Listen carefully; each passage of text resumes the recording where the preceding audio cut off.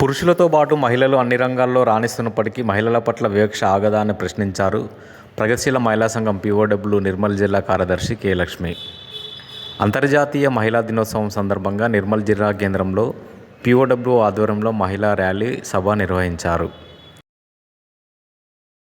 మగవాళ్ళనే చదివించే వాళ్ళు ఇంట్లో మగవాళ్ళు పుడితే మగవాళ్ళు చదివి మాకు పెద్ద జాబులు చేసి సాది మమ్మల పోషిస్తారనే దాంతో మగవాళ్ళనే చదివించే వాళ్ళు ఆడవాళ్లకు అంతంత మాత్రంగా 5వ తరగతో 2వ తరగతో 3వ తరగతో చదివించి ఒక ఇంటికి ఇస్తే పోయేదని అంతగా మనకు చదివించే వాళ్ళు కూడా కాదు. మరి ఈ రోజులలో అయితే మనం ఎంతో కొంత మన పిల్లలను చదివించగలుగుతున్నాము.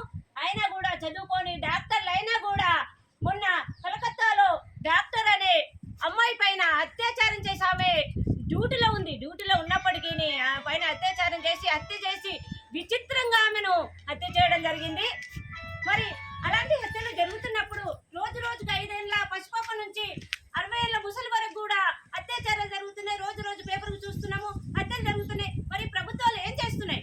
మనం ఓటు హక్కు సాధించుకొని ఓటు వేసి గెలిపించిన ఈ ప్రభుత్వాలు మరి మహిళల కోసం కాకుండా ప్రజల కోసం కాకుండా మరి సీటు మీద కూర్చొని ఏం చేస్తున్నాయంటే సోచన చూస్తున్నట్టు వాళ్ళ కళ్ళను కూడా వాళ్ళకు దున్నపోతు మీద వర్షం పడ్డట్టు వాళ్ళకి చెప్తుంటే కూడా వినబడినట్టు మనకు చట్టాలు వచ్చి కూడా ఆ చట్టాలు అనేటి ఉన్నవారికి చుట్టాలే తప్ప మనకు ఏం చేయలేకపోతున్నాయి. మరి అట్లా ఆ రోజే ఏం చదువుకొని మహిళలే రోడ్ల మీదకి వచ్చి మరి ఎన్నో పోరాటాలు చేసి ఇలాంటివన్నీ సాధించుకున్నప్పుడు మరి మనం ఈ రోజు చదువులు ఉన్నప్పటికీ మనం ఇంట్లో అంతో కొంత మన పిల్లలు చదువుతున్నప్పటికీ మనం ఇంకెంత ముందుకు పోవాలి, ఇంకెంత పోరాటాలు చేయాలి.